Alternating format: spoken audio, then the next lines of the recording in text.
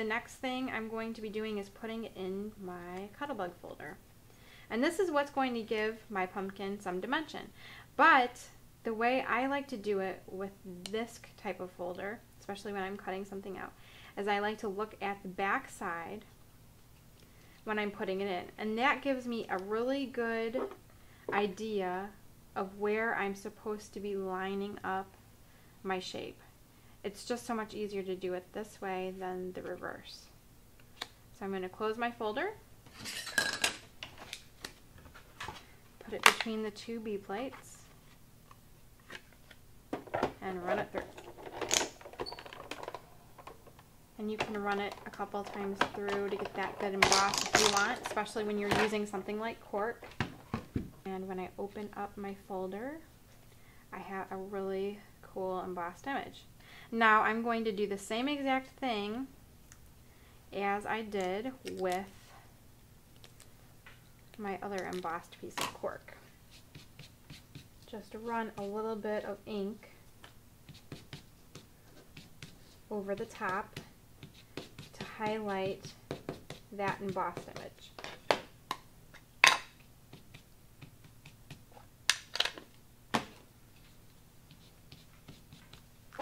Okay, and then that can dry.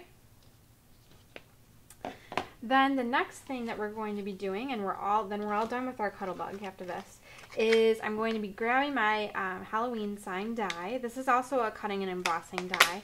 We're not going to be using the Happy Halloween part, and you could certainly do that if you wanted to. Make it a Halloween card. I just liked this shape.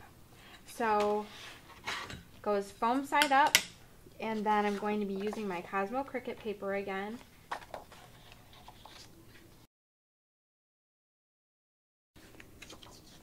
And I have a little shape that is all ready for my pumpkin.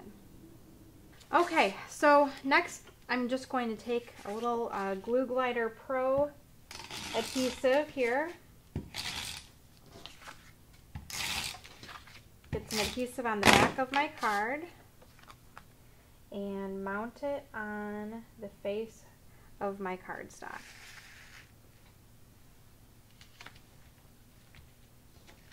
Okay, so it'll look like that.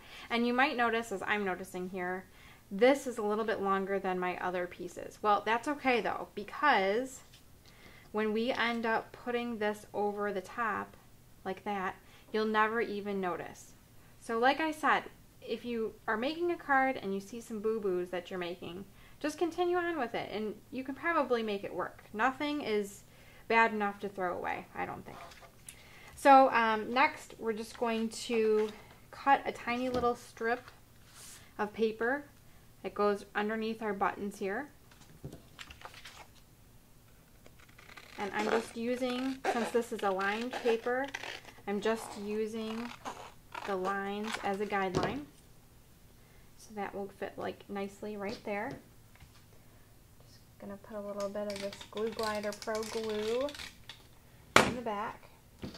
Make sure I got the end. And then if you want, you can use some pop dots. That's what I did here to make it a little bit more dimensional. It's up to you. So that will go down.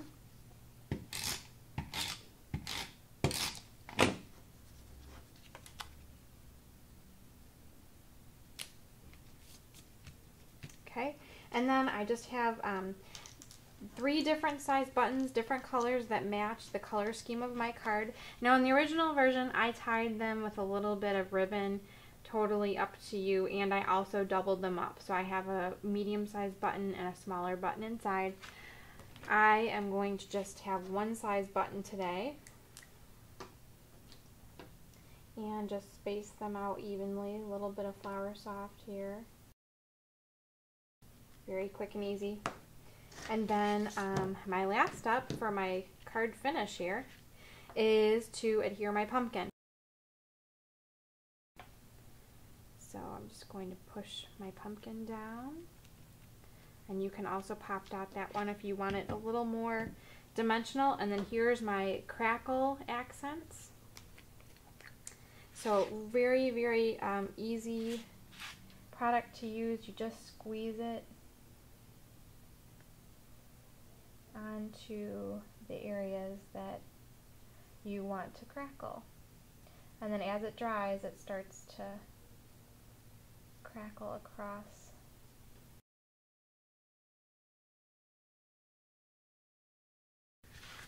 And now we just have to wait for it to dry. So that's it to our pumpkin card today. Thank you very much for watching. Don't forget to subscribe to our videos, and you can find everything that we use today at our website, customcrops.com. So until we craft again.